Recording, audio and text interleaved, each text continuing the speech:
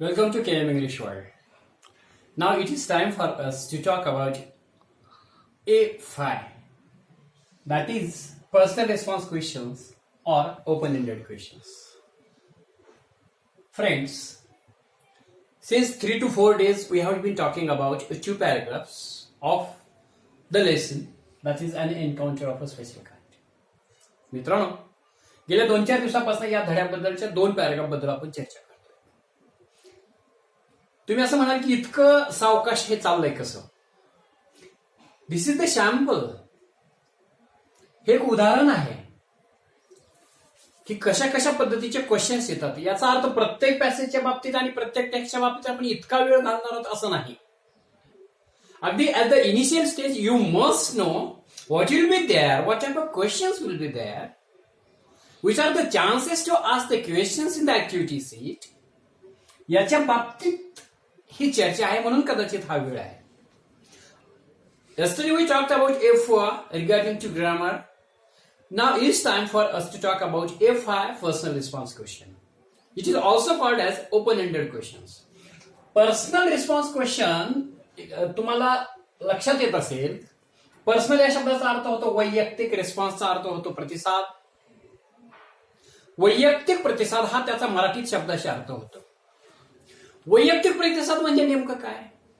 तर त्याचा अर्थ असा की तुमचा स्वतःचा वैयक्तिक पर्सनल, तुमचा स्वतःचा एखाद्या गोष्टीबद्दल असणारा प्रतिसाद किंवा एखाद्या गोष्टीबद्दल असणारं मत, हा त्याचा अर्थ आहे.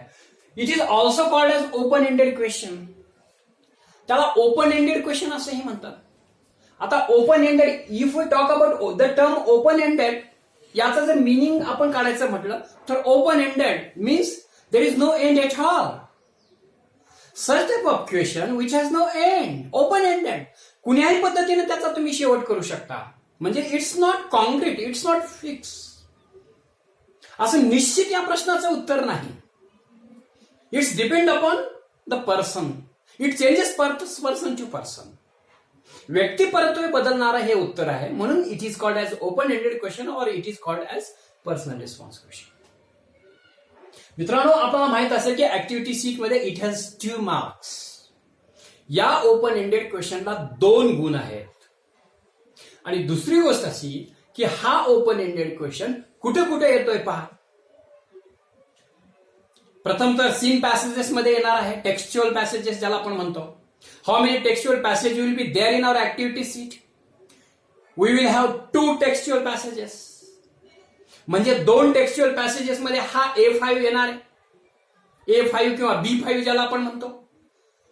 पहिल्या पॅसेजचं नाव त्याला A5 असं आहे, दुसऱ्या पॅसेजच्या एंडच्या क्वेश्चनला B5 आहे.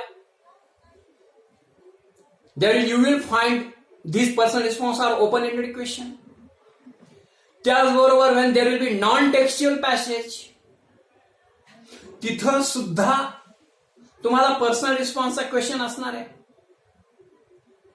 तिथं सुद्धा तुम्हाला तुमचं वैयक्तिक मत मांडायचं आहे. आणि त्याचबरोबर अगदी तशाच पद्धतीचा आपल्या पोएम मध्ये सुद्धा कॉम्प्रिहेन्शनसाठी हा अशा पद्धतीचा क्वेश्चन असू शकतो, जसं की थीम बेस्ड आहे. तुम्हाला तिथं काहीतरी मत तिथं तुम्हाला मांडता येतं. What do you think about dash dash. अशा रीतीनं बऱ्याच ठिकाणी हा येणारा क्वेश्चन आहे. आणि त्याचबरोबर ज्या विद्यार्थ्याला पर्सनल रिस्पॉन्सचा क्वेश्चन लिहिता येतो त्याच्यासाठी रायटिंग स्किल हे खूप सोपं जातं. Why it is so? Because you are free to write your own opinions here. There is no binding at all.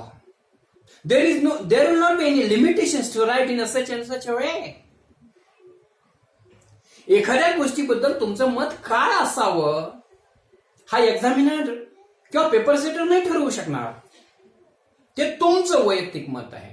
आणि ते तुमचं वैयक्तिक मत how do you present in the activity sheet और in the answer sheet, that is important.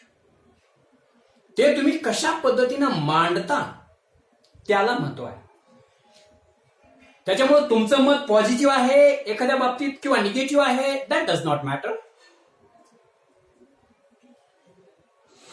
हे असंच का तसंच का हे नाही असू शकत. ते तुमचं मत आहे.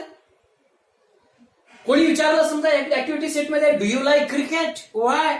आणि त्याचा आन्सर जर तुम्ही नो लिहिलं, इट्स नॉट रॉंग. असं नाही म्हणून चालत की सगळं जग क्रिकेट करतंय आणि तुम्ही मात्र कसं काय नो म्हणता.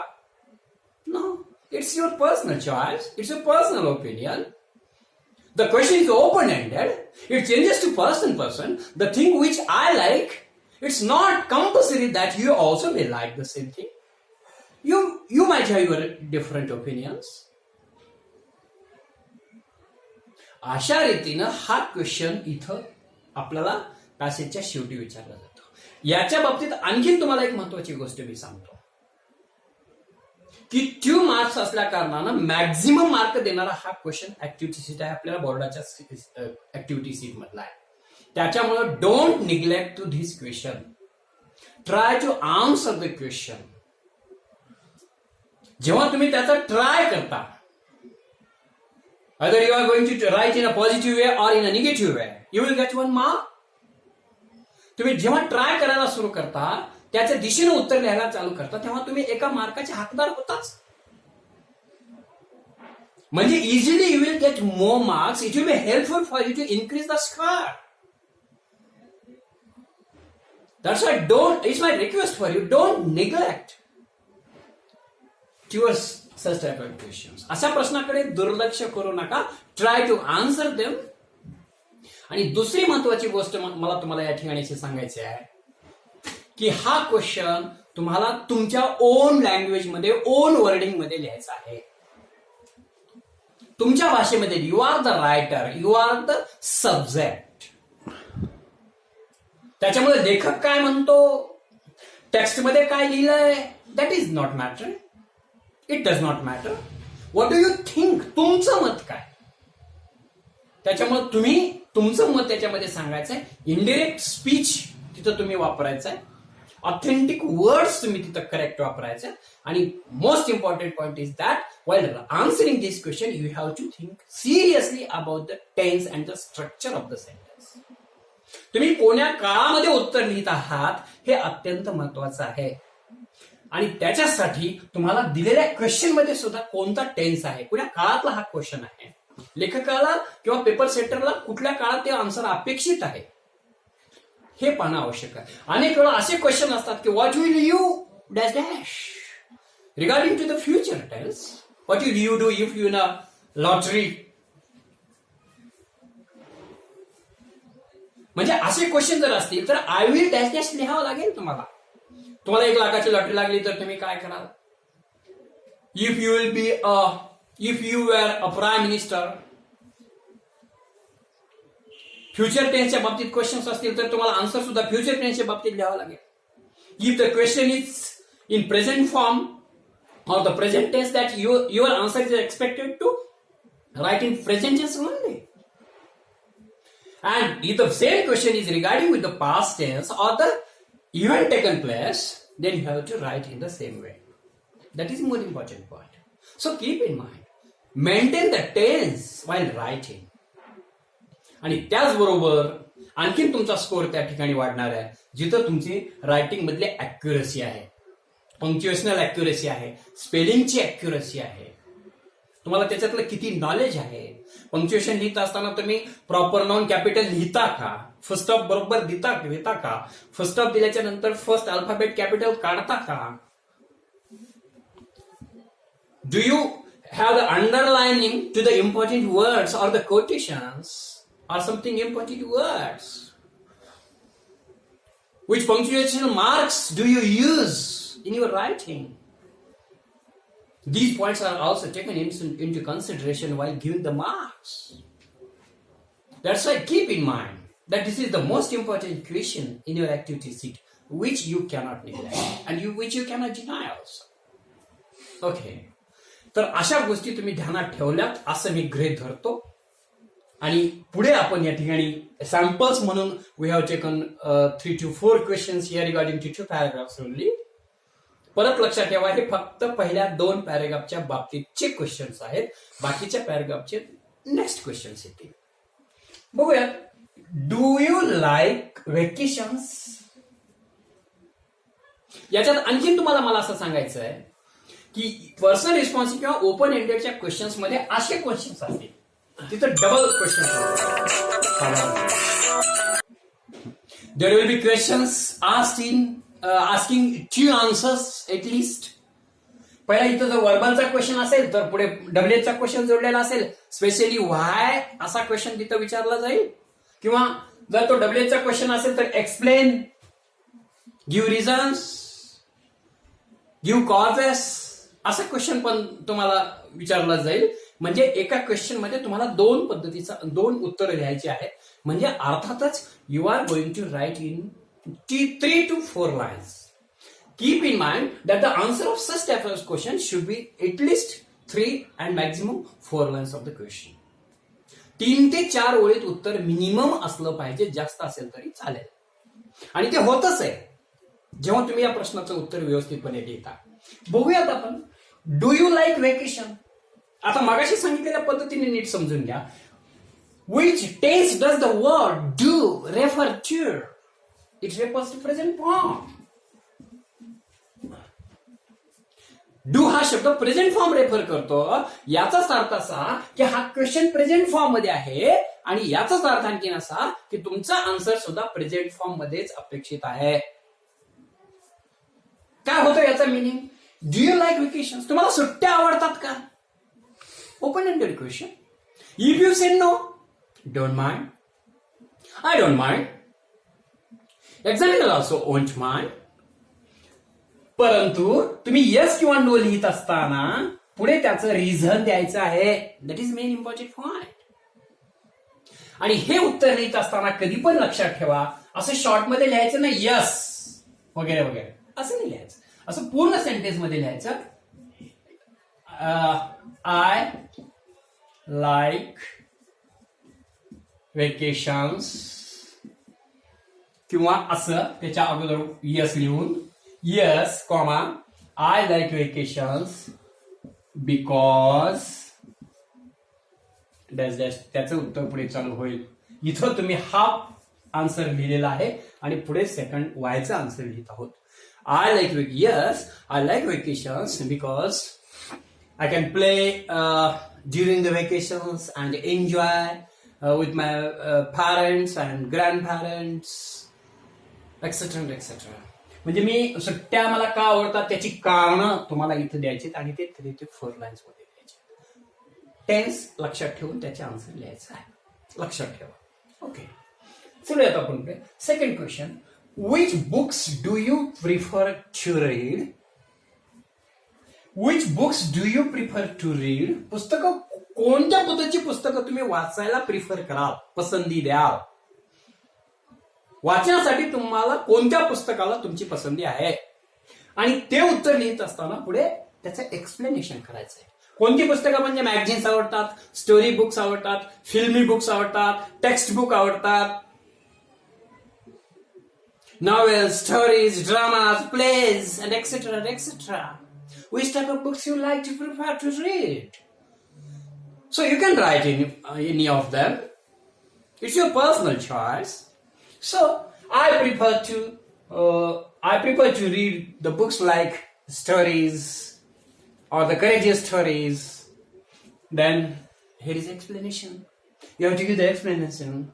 I like such and such books because they inspire me and motivate me also to do some courageous actions. And also I want to become the hero, and that's why I need such books. They guide me, etc. etc. Let us talk about the next question regarding to personal response or the open-ended question. The question is the nature our best friend? तुम्हाला असं वाटतं का की निसर्ग हा आपला सर्वात चांगला मित्र आहे?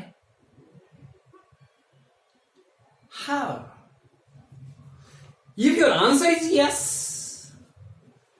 give the reasons. With here asking how, it expects that you should give the reasons for your positive answer. And if you don't think that it's not our best friend, then don't mind. But still you have to give the reasons. निसर्ग आपला चांगला मित्र आहे का? होय असेल उत्तर, सविस्तराने कारण सांगा. नाही असेल उत्तर, तेही तुम्ही त्याचं कारण सांगा. अशा रीतीनं आपल्याला याचे आन्सर लिहायचं आहे. आता होय म्हणत असताना कसं लिहावं लागेल? Yes, I think that nature is our best friend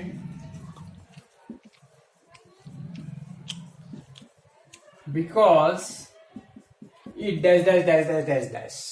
It gives us shelter, it gives us flowers, food, it gives us medicine and cosmetics, etc. and etc. A number of sentences can be framed for the answer of this question. या प्रश्नाच्या उत्तरासाठी कितीतरी असं open end पर्यंत उत्तर देऊ शकता तुम्ही. बरं, साधारणपणे आपलं उत्तर हे 3 ते 4 ओळीमध्ये असावं असं अपेक्षित आहे. अशा रीतीनं मित्रांनो या A5च्या बाबतीत आपण पाहिलं. तुम्हाला मला पुन्हा एकदा आठवण करून द्यायची आहे की आपण या धड्याच्या पहिल्या 2 पॅरेग्राफबद्दल बोललोय इतके या सगळ्या व्हिडिओजमध्ये. हे शॅम्पल्स म्हणून दिले होते. आपण प्रत्येक पॅसेजवरती इतका वेळ नाही घालणार हे लक्षात ठेवा. आता तुमच्या आयडिया लक्षात आली असेल की कशा पद्धतीचे क्वेश्चन्स असतात आणि आपण वरच्यावर पुढे जाणार आहोत. जे मित्र याला कनेक्ट झालेले आहेत मात्र त्यांनी अद्याप सबस्क्राईब केलेलं नाही त्यांनी हे channel KM English world channel subscribe करा. ऑटोमॅटिक तुम्हाला रोजचे व्हिडिओज ऑटोमॅटिक तुम्हाला पाहायला भेटतील. त्याचबरोबर ज्या स्टुडंट्सनी किंवा पालकांनी अद्याप त्यांनी सबस्क्राईब केलेलं नाही, या चॅनलला भेट दिलेली नाही, त्यांनी या चॅनलला भेट द्या, चॅनल सबस्क्राईब करा आणि आपला इंग्रजीच्या बाबतीचा स्टेट बोर्डचं मराठी आणि सेमी माध्यमाच्या इंग्रजी विषयाची चिंतामुक्त होण्यासाठी तुम्ही हे चॅनल दररोज पहा. सबस्क्राईब केल्यानंतर तुम्हाला ऑटोमॅटिक सगळे व्हिडिओ पाहायला मिळतील. त्याचबरोबर जे विद्यार्थ्यांना अद्याप याच्याबद्दलची कल्पना नाही त्यांनाही आपण कल्पना द्या. ते आपले मित्र असतील, आपले रिलेटिव्ह असतील, आपल्या जवळचे असतील, ओळखीचे असतील, अन्य सर्वांना याच्याबद्दल अवगत करून द्या. आणि कदाचित आपण उशीर केला तर या फ्लो पासून थोडं दूर राहू, म्हणून उशीर न करता as early as possible you have to subscribe my channel to get more and more videos and I think that you will do it. आणि हे फक्त पाहण्यासाठी तुम्हाला नाही तर ते सरावासाठी आहे, लक्षात ठेवा. सबस्क्राईब करा, कमेंट करा, अभ्यासाशी जुळून राहा. Best of luck.